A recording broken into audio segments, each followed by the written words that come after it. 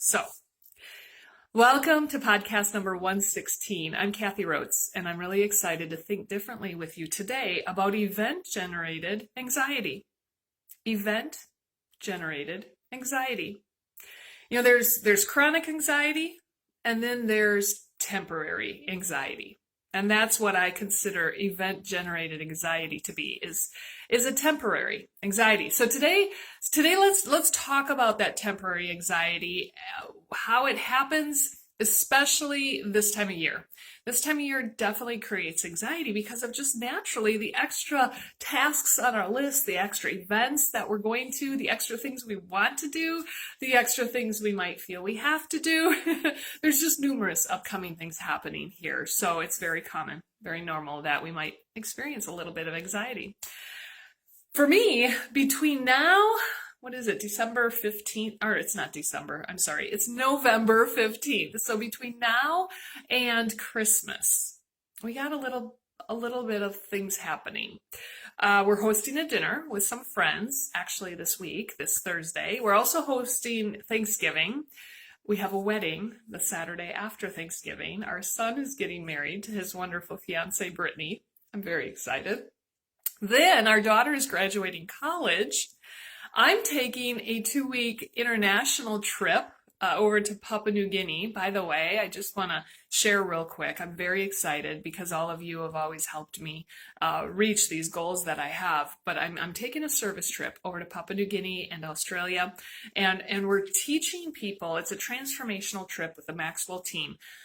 We're teaching people of the communities of Papua New Guinea how to have values,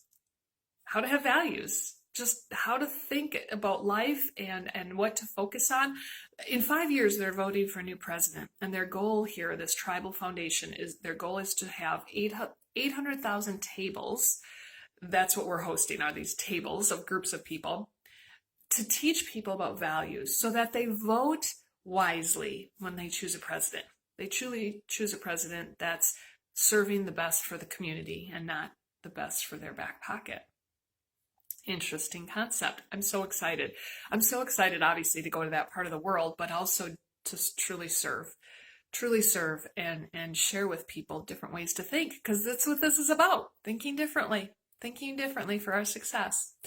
Okay, so that trip is in mid-December.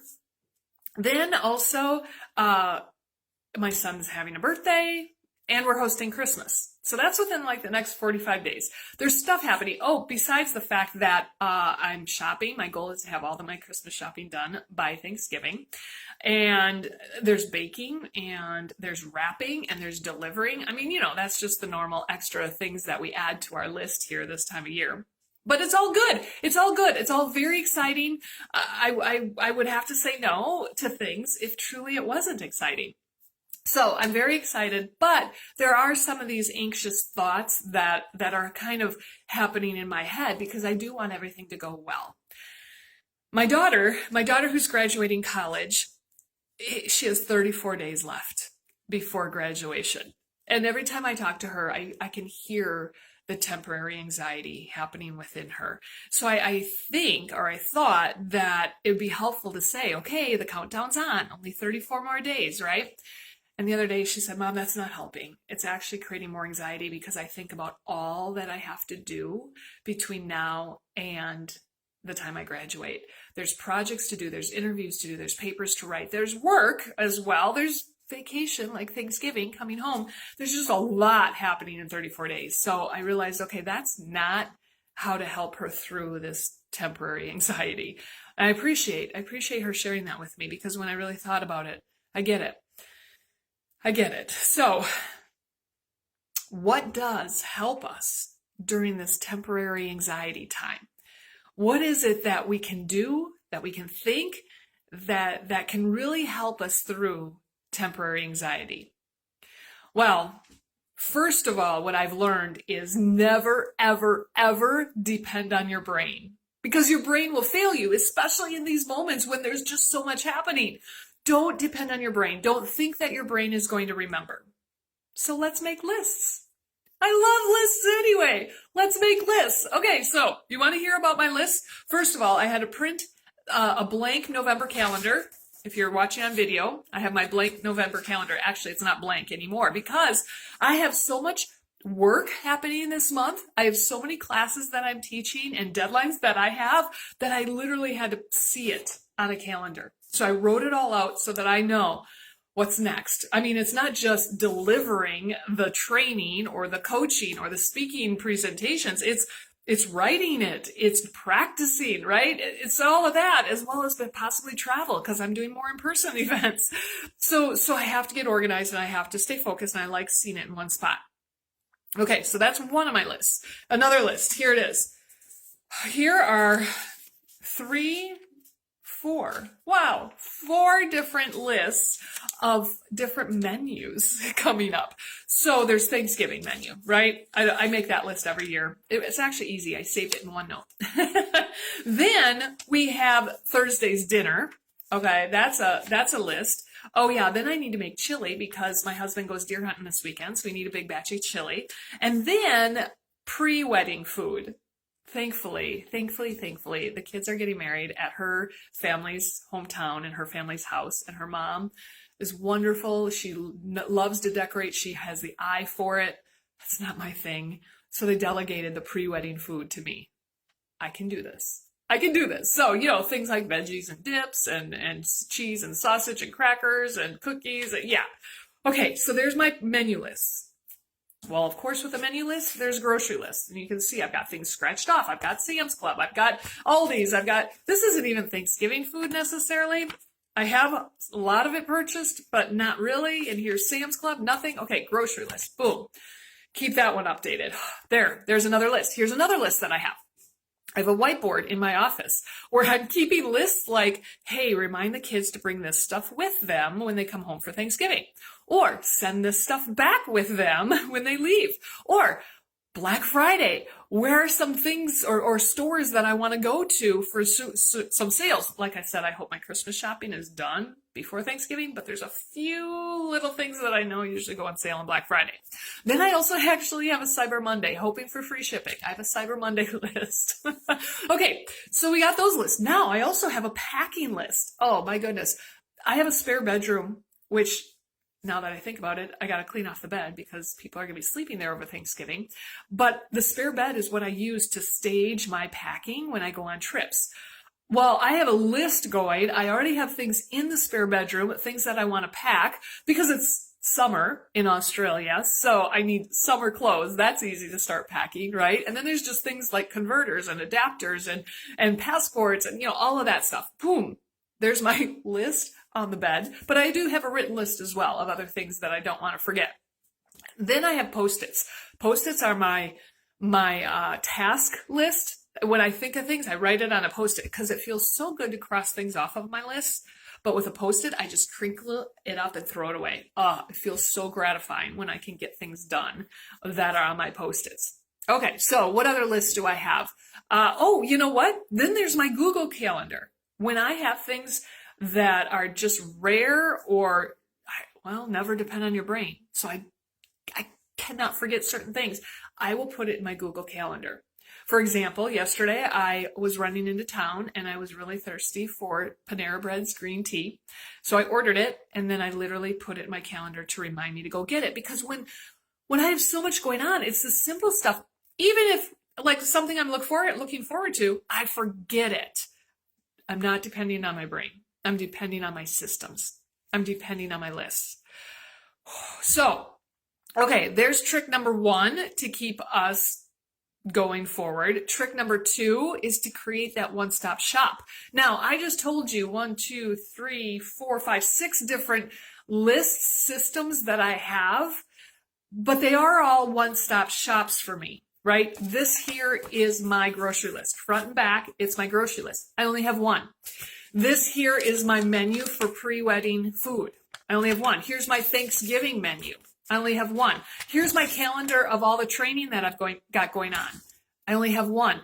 Even though these are separate lists, they all have a purpose. So you really need a one-stop shop. It's really hard. I remember back when I was working in corporate America, I had my Outlook calendar at work for work. And then I had my personal calendar, Google Calendar. I mean, back then I even had a real calendar like in the kitchen that I wrote on. Actually, I still have that. I just don't write on it anymore. But the whole thing was I had multiple calendars, and so when I went to a doctor's appointment, I had to like have access to all of them to see if I could make another, or dentist appointment, make another dentist appointment. God, that's too many systems. We need one-stop shop. And it could be electronic, it could be written, whatever it is. You just be disciplined to that one stop, that one location for your life to exist. Right, now, tip number 3 to help us with temporary anxiety is to trust your system. Trust your systems. Trust that when I think of something else I have to pack, I go back to the one list and I add it. Trust that everything's going to go smoothly this month with all my trainings. I am going to be ready for each class. I'm going to have the content written. I'm going to have it sent out to whoever needs to receive it. I'm going to prepare because I'm following my system. You know, sometimes I get overly anxious while I'm working on one task. I get kind of crazy because, oh my gosh, that's due today too. Oh yeah, and I got to post this and I got to send this. And I get very anxious just while I'm trying to focus. But trust your system. Shut off all the distractions. Focus on whatever project is at hand. And when you're done, you go on to the next. And you trust that you're going to meet your deadlines rather than freaking out and trying to do everything at once.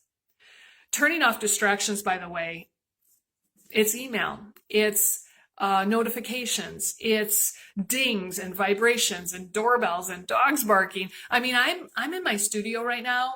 This is not where I have my whiteboard. It's not where I have my Post-its because the other office is very messy.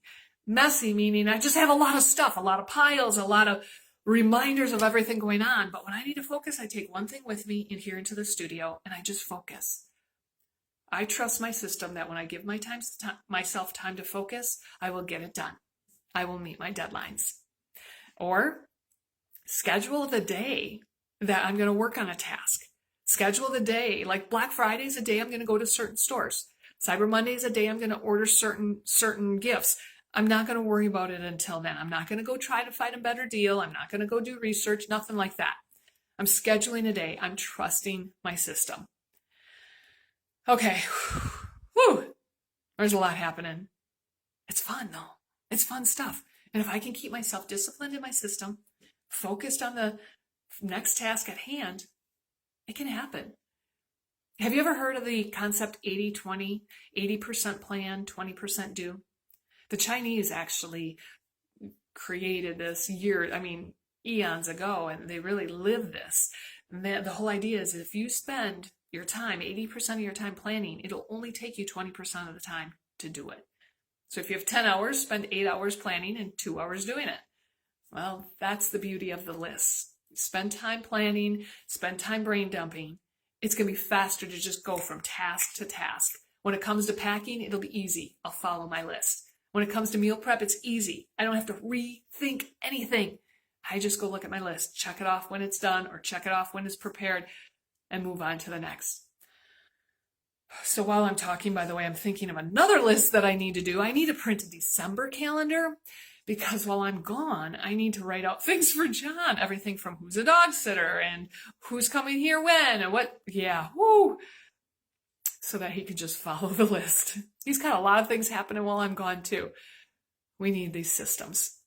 It's all good though, right? So this temporary anxiety that I'm having, I'm embracing it. I'm embracing it. I'm excited. I'm excited for the celebrations, for the gift giving, for the travel. I'm excited. I'm willing to go through this temporary anxiety to get to those exciting moments. I hope that I've challenged your thinking today. I hope I've challenged you so you're more efficient now with lists and one-stop shops and focus. I hope that you're also fully empowered in whatever it is that's on your calendar here for the next 6 weeks. Go create your list, take a deep cleansing breath, and trust your systems. We'll see you next time.